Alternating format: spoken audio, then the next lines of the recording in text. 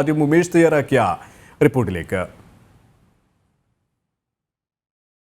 വന്യജീവി ശല്യത്തിനെതിരെ കോന്നി DFO ഓഫീസിലേക്ക് CPM സംഘടിപ്പിച്ച മാർച്ചിലാണ് CPM പത്തനംതിട്ട ജില്ലാ സെക്രട്ടറി KP ഉദയഭാനു ഹൈന്ദവ വിരുദ്ധ പരാമർശങ്ങൾ നടത്തിയത്. ഈ കേരളത്തിൽ പന്നിയെ ക്ഷുദ്രജീവിയായി പ്രഖ്യാപിക്കുന്നതിന് ഇവിടെ RSSകാർ എതിരാണ്.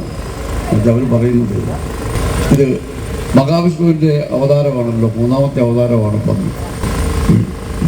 ഈ ഹിരണ്യന്റെ അനുജൻ ഹിരണ്യകശിപു ഈ ഭൂമിയെ ചുരുട്ടി പായായി ചുരുട്ടി സമുദ്രത്തിൽ താത്തു.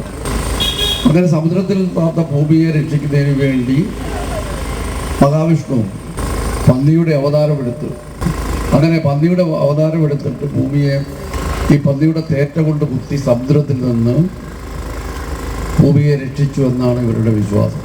വിഷ്ണുവിന്റെ അവതാരമായാണ് പന്നിയെ BJP-ക്കാർ വിശ്വസിക്കുന്നത്. പന്നി തേറ്റ കൊണ്ട് ഭൂമിയെ കടലിൽ നിന്ന് കുത്തിയെടുത്തു എന്നാണ് ഇക്കൂട്ടർ വിശ്വസിക്കുന്നത്. ഭൂമിയിലാണ് കടലെന്ന് ഇവർക്കറിയില്ലെന്നുമാണ് ഉദയഭാനുവിന്റെ പരാമർശം.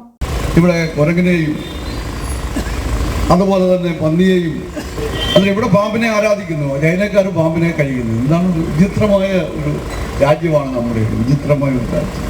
ചൈനയിൽ പാമ്പിനെ കഴിക്കുമ്പോൾ ഇവിടെ പാമ്പിനെയും കുരങ്ങനെയും പൂജിക്കുന്ന വിചിത്രമായ രീതിയാണുള്ളതെന്നും ഉദയഭാനു പറഞ്ഞു. CG ഉമേഷ്, ജനം, പത്തനംതിട്ട.